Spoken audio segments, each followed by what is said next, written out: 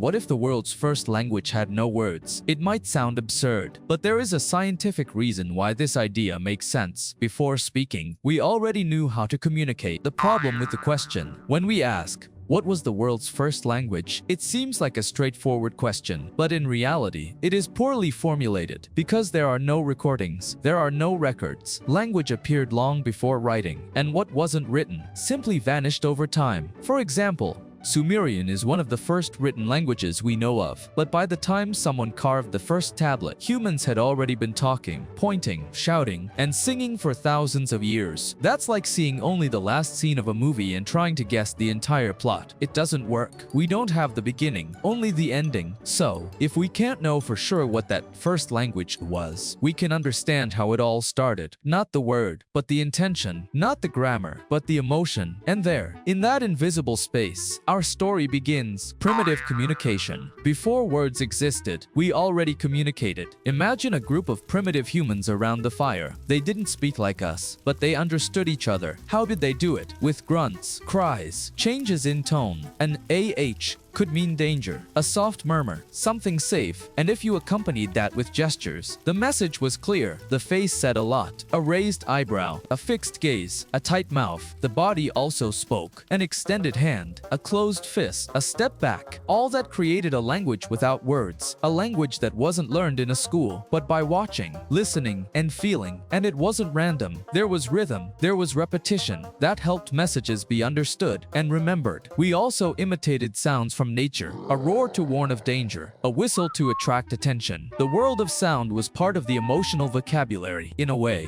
the first language was like an emotional song. It didn't matter so much what was said, but how it was said, and the more precise that emotion was, the stronger the group's bond became. That was the real start of language, a human, musical, corporal, intuitive system, closer to art than to grammar. The brain before language. The human brain wasn't born knowing how to speak. In fact, for thousands of years, it didn't have specialized areas for language as we know them today. Back then, the focus was elsewhere. Survival, fast reaction, understanding intentions. Communication was pure emotion, without words. A strong grunt didn't need explanation. The tone said it all. If someone came running, screaming, with eyes wide open, they didn't need to say, "Careful." The message was already clear. Before speaking, we had to learn to listen, to read faces, to feel what the other person felt. Empathy was our first communication tool. Today, we know areas like Broca's and Wernicke's, but those emerged later, when speaking became necessary. First came understanding, then imitating, after that, articulation, and even today, the emotional still dominates. You can watch a video without sound, and still understand if someone is sad, angry, or happy. That's thanks to an ancestral brain capacity. Language arose as an extension of that silent comprehension. It wasn't a sudden invention, but a gradual evolution. From emotion to sound, from sound to symbol. Our brain prepared first to connect, and then to speak. So we didn't start communicating with words. We started with glances, tones, and gestures that said much more than we could pronounce. When did the first words appear? Words were not born from one day to the next.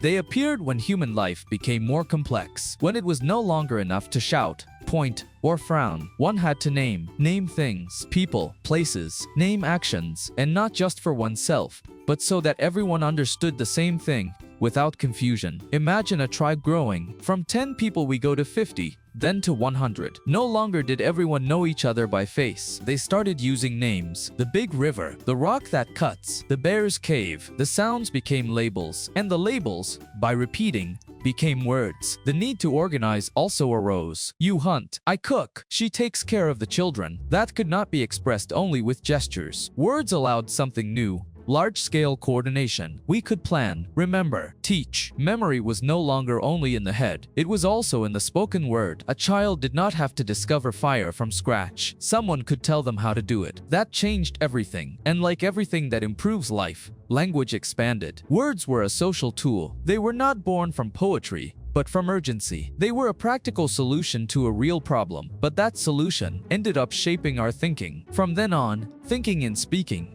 became inseparable.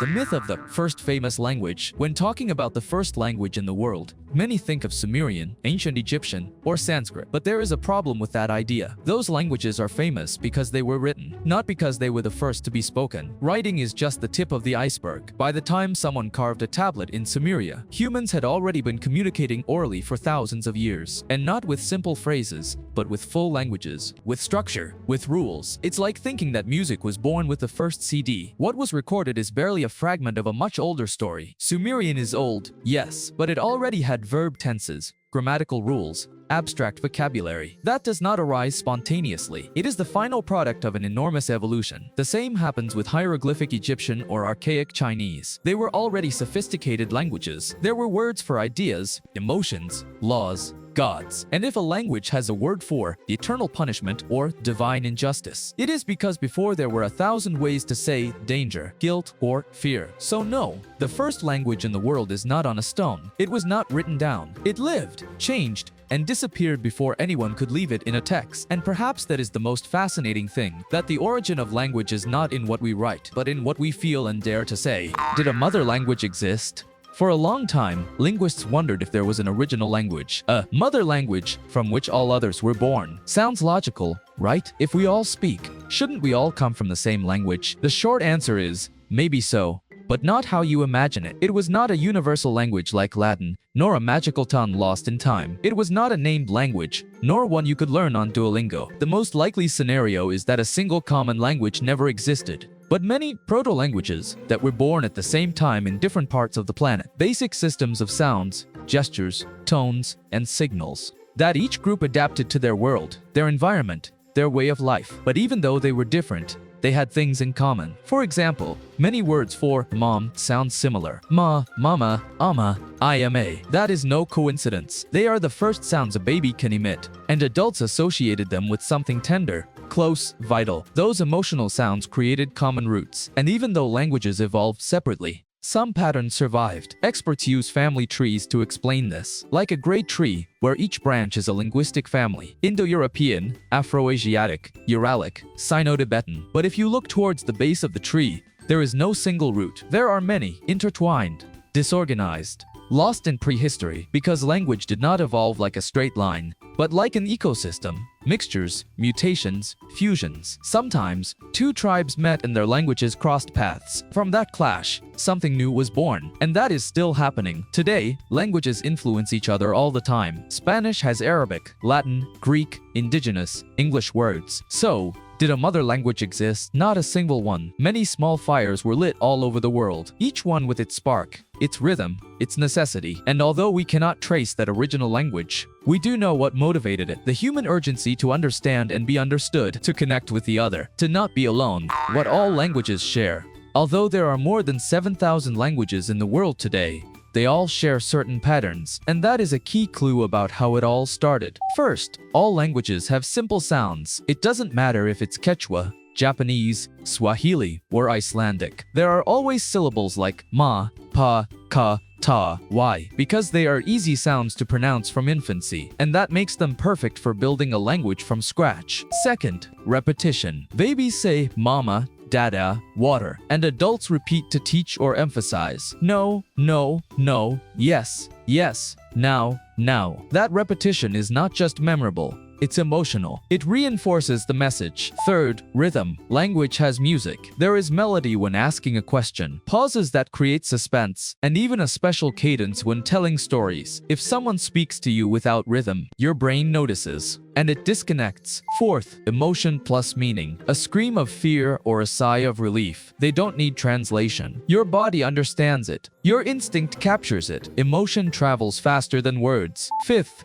gestures. We all use our hands when speaking, move our face, shoulders, eyes, and although languages change, gestures remain similar. A smile, a frown, a pointing finger, all of that transcends cultures. These elements, sound, repetition, rhythm, emotion, gesture, form an invisible core that all languages share. As if, beneath every language, there were a universal code, the human code, and that code is still alive in what we say every day. When you raise your voice to show anger, when you sing a word for fun, when you repeat something to make sure you are heard, you are using ancient tools. Your language may have emojis, memes, slang, and technology, but beneath all that, the same ancestral impulse continues to beat, to want to be understood. So yes, languages are distinct, but they all come from the same desire.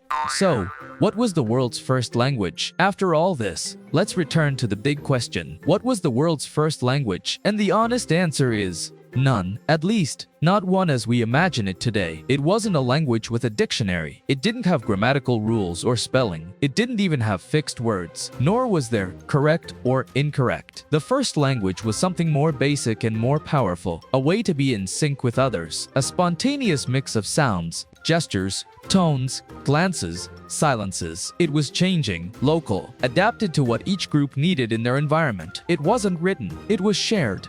Live. With the body, it was human, not linguistic. Imagine a group of humans observing a lion in the distance. One lets out a short grunt. The other imitates it. They point. They run. Everyone understands. That was language. Imagine a mother calming her baby with a song without words. A teenager imitating the sound of water to indicate where to drink. An elder telling stories with gestures in front of the fire. All of that was language. It wasn't about what was said, but what was transmitted. A look of alert. A sharp cry. A long sigh. A welcoming gesture with the hands. That was enough. The goal wasn't to sound pretty. It was to survive. To understand when there was danger. To warn. To call.